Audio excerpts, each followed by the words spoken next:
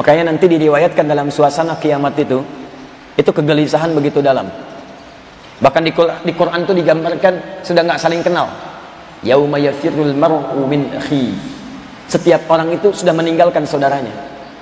Antum sekarang mengatakan akhi, besok nggak kenal ketika kiamat. Lari masing-masing pun. Akhi, nggak kenal saya ya, nggak sempat jawab. Akhi ila liqa. Masya Allah, mau kemana? Sibuk dia. Jangankan saudaranya, wa ummihi wa abi, ibu bapaknya sudah nggak kenal. Saking dahsyatnya. Nggak usah kiamat lah, maaf. Antum saat misalnya terjadi banjir, gempa macam-macam, mohon maafkan saya pada saudara-saudariku yang ada di Aceh. Saya cuma cari satu contoh saja. Kalau digambarkan seperti tsunami kemarin di Aceh misalnya dan sebagainya, coba dalam suasana itu masih kenal kawan nggak? Umumnya suasana itu sudah terbayang bagaimana menyelamatkan kita. Ada sebagian yang masih ingat dekat anaknya, dekat ini kami kunjungi Aceh, ada yang cerita, saya bawa anak saya bawa ini karena belum datang bah dan sebagainya. Tapi yang mengalami langsung depan bahnya sudah nggak ingat macam-macam, lari. Itu baru dunia yang diberikan gambaran kepada kita. Dan saya berusulkan kepada Allah, saking sayangnya Allah dengan teman-teman di Aceh dan sebagainya, Masya Allah, ayo pulang lebih cepat, insya Allah dapatkan surga yang terbaik dengan Allah Subhanahu Wa Taala, sesuai dengan amalan-amalannya. Tapi pertanyaannya, bagaimana dengan kiamat yang lebih dahsyat dibandingkan dengan itu? Karena kalau kiamat terjadi, bukan gempa biasa. Lihat baik-baik. Idza zulzilatil ardu zilzalaha. Zilzalnya disebutkan 2 kali. Zilzal. Kalau cuma sekali, misal idza zulzilatil ardu, sampai situ, maka itu yang dimaksud gempanya meruntuhkan yang di atas, runtuh ke bawah. Gempa hancur ke bawah. Tapi kalau diulang 2 kali menggunakan taukid, walaupun dalam bentuk kalimat yang berbeda, 1 kata kerja, 2 kata benda misalnya, maka lihat zilzalaha, zilzal, itu artinya bukan yang di atas hancur ke bawah, yang di bawah naik ke atas. Makanya pada saat itu gunung naik ke atas, bawah naik ke atas, semua naik ke atas. Anda bisa bayangkan gempa yang menjadikan atas runtuh ke bawah saja, orang sudah nggak ingat dengan segala hal yang melekat padanya. Pekerjaan ditinggalkan, mobil sudah nggak ingat, rumah diabaikan, tinggalin semua, tinggal. Kalau gempa biasa saja, dalam tanda petik antum sudah meninggalkan apa yang dirasakan, maka bagaimana dengan gempa yang menjadikan di bawah naik ke atas semua? Pada saat itulah orang mencari pertolongan. Kemana ini? Ada yang datang ke Nabi Adam, dikatakan saya tidak bisa memberi. Ada yang datang ke Nabi B, dikatakan saya tidak bisa memberi. Terus ternyata di antara sekian Nabi dan Rasul, ada yang diberikan kesempatan oleh Allah memberikan syafaat dengan izin Allah Subhanahu Wa Taala. Siapa? Nabi Muhammad sallallahu alaihi wasallam. Nabi Muhammad sallallahu alaihi wasallam. Karena itulah beliau mengatakan as'alun nasi bi syafaati yaumil qiyamah. Orang paling beruntung mendapatkan syafaatku. Ya, ini dalil jelas.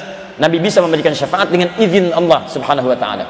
Yaumal qiyamati, pada hari kiamat. Nah, ini rumusnya. Kalau kita ingin mendapatinya, bagaimana mengerjakannya?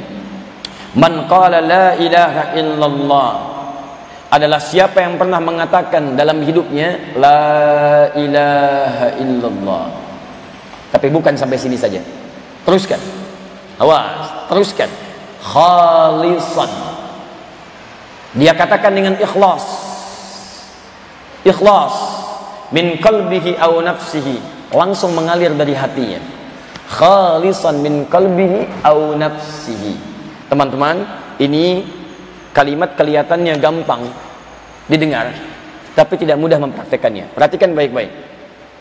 Setiap kalimat yang diucapkan dan kalimat itu mengandung nilai ibadah, maka disebut ikhlas. Disebut kalimat itu ikhlas bila kalimat yang diucapkan itu akan nampak dalam pembuktian.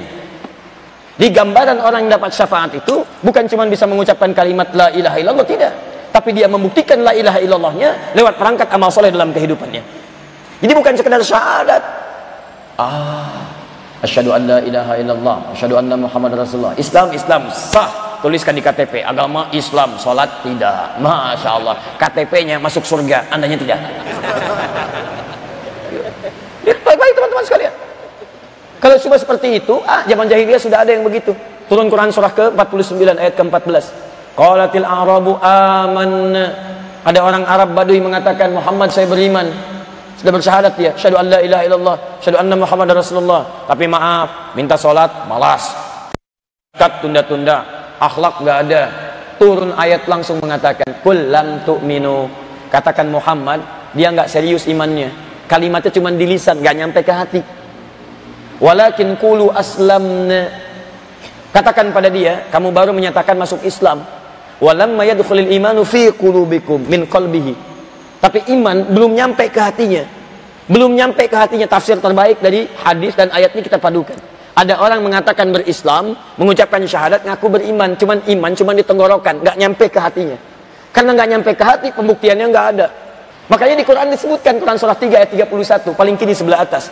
Qul in kuntum tuhibbunallah. Katakan Muhammad pada orang-orang yang mengatakan saya cinta Allah, saya syahadat, saya yakin Allah.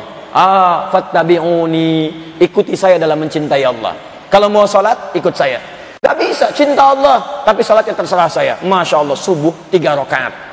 Gak bisa, Nabi aja 2. Nah, jadi kita kembalikan kepada konsep yang awal tadi. Antum ingin dapatkan syafaat, pertama syaratnya syahadat. Gak bisa orang bersyahadat tidak mendapatkan syafaat.